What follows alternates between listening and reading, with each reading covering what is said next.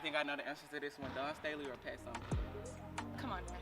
I don't even know why you asking me that question. Pat, I fool with you. The long way. Got to go to the Gamecocks. Don Staley, hello. Brothers, sisters, cousins, family, friends, whatever you are to me, the CauseICan podcast is back. I know, it's been a long time coming. I know some of y'all probably wondering, what happened? Where did the podcast go? Why did we take such a long step back? Well, today we're gonna talk about it. We're gonna get into it. If there's anything or one thing that I've learned during this break, is that mental health is just as important as putting the ball through the hoop. Whether you're a player, a fan, or a coach, or somebody like me, a storyteller of the game, protecting your mind, your peace, and your passion is just a game changer. And I had to take a step back to do just that. This break wasn't about losing the love for the game or the podcast. It was about recognizing that even when you love something, we can't pour from an empty cup. And if we're going to celebrate the resilience of athletes on this podcast, then I gotta practice the same resilience myself in my own life. So now, stronger, clearer, more locked in than ever, CauseICan is back and we making moves, we getting tractions, and we got a lot to talk about. It was an upset here, it was an upset there. The WNBA is in shambles. You got Unrobbed, you got Athletes Unlimited in Nashville. Tennessee might get a WNBA team. It's just a lot to talk about. We might add volleyball to the podcast. It's just so much that we need to dive into with women's sports in general. We love basketball. Damn. Women's sports just been on the rise, and we just get to see players making history every day. And we get to see the fans. This year, it's been a goal of mine to help protect my mental and my passion for the game. I've gotten to go to a lot of college games, some semi-pro games, to just be in the room with the fans. And the way the fans riding for their team and their players, it's like no other. So, to everybody that checked in, to everybody that reached out, to everybody that just said, what a podcast at.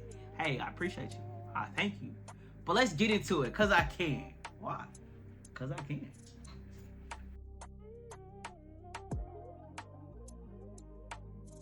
Basketball is more than skill, strategy, and endurance. But what we don't talk about enough is the mental game of it all.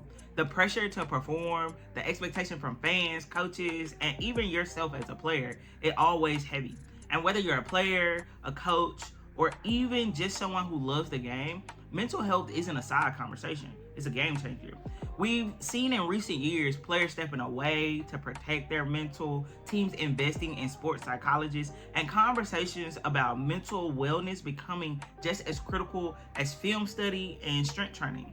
And the truth is, mental health battles don't just stop when the buzzer sounds. It follows players off the courts, to contract negotiations, through injuries, through the struggle to find out what's next after basketball. That's a really big one. We're gonna get into that. Stay tuned.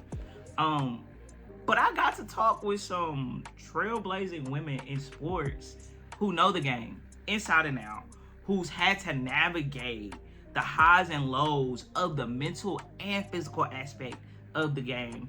And we're talking about the mental grind, the importance of self-care, and how we can create a culture in women's sports that not just protects the player, but the whole person. The whole person.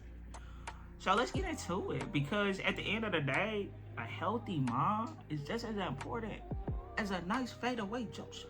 We're a small players association. We're on the smaller side when you compare us to some of the other leagues and unions, but we understand the power of the collective voice.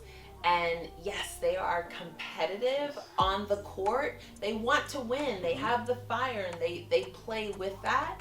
And then off the court, they know that they have to be and speak and act and move as one to negotiate a new CBA that will better their lives and improve their careers, and pass on this legacy. So when it comes to mental health, the time off the court, what do I always say? The greatest gift you can give yourself is the opportunity to protect your mental. And I give myself that gift, and I hope you will, and others will too. Well, for me, growing up in the city of Memphis and not getting the opportunity to do a clinic like this, it's a full circle moment for me. And this goes to show that we see them outside of being an athlete. I see them as individuals, as themselves. So them being able to create their vision boards and to be able to talk to a therapist about mental health and their feelings and things like that, I didn't get a chance to see my future on a piece of paper. And that's why I wanted to bring that to light to the girls that's here. And also the mental health. Growing up, we didn't have the resources to speak to anybody about our feelings. It was like, take an ibuprofen, call it a day. You know? So that's something that I want to introduce to all young girls, to the next generation. I want to show them that I care, that I love them for themselves. Not as an athlete, though. Like, this is beyond the game of basketball. This is for their uniqueness. So as a former player, how much does that mental aspect play a part in the game as well as outside the game? That's 90% of the game. Like, if you're not mentally prepared or equipped to play the game, you're going to struggle. My freshman, sophomore, and junior year, I struggled because I was going through mental health, depression, and I didn't know. I didn't have anybody to speak to. My parents didn't go to college. They didn't play sports. So it wasn't that I had a blueprint to look back to. It was, I figured it out on my own. So it's mental health is 90% of the game. Yeah. Absolutely. 90%. It's a beautiful thing to get the opportunity to hear from people who are in the day-to-day of basketball and women in sports. I think what I really wanted for this episode is, one, to come back and let y'all know, like, women's basketball is taking over. Like, it's getting crazy. But two, for a lot of the fans, the consumers, people that's trying to really learn the women's game and understand it, and people that's jumping on the bandwagon, or just for parents, friends, family, you have a person that's playing sports at a high level. You have somebody that's playing in a local rec league. I think for us all, we get so caught up in the spectacle of sport, in the entertainment of sport, that we forget these are people, these are actual human beings who have a mind, who have bodies that respond to certain traumas. And when we say trauma, we don't mean like really, really crazy events. It's just stressors that the body and the mind aren't used to, and it happens in sports, and it can be healed through sports. And so that mental aspect of basketball is extremely, extremely important. And so here's the challenge. Coaches, family, friends, cousins, whatever you are to me, coach, train, implement things for the whole athlete, not just talent and skill. Because what'll happen is, once basketball is no more, those players won't really know who they are. They won't know what to do or how to do it. But if we navigate through sports in a way where we care for the whole athlete, you see more Angel Reese's, you might see more Asia Wilsons, you probably see a whole bunch more Shaqiri, because what we see these women doing is that you see that basketball is not just who they are, it's what they do. It's what they do. And they're allowing the help of the skills and the talents that they have to advocate for so many things, to help benefit so many people. A lot of people are trying to understand, like, how is it that Juju at 19 can be in such a good space? And it's, one, the community around her, but two, you could tell that that young lady has a really good, strong mental. So, EP wasn't even supposed to be this long.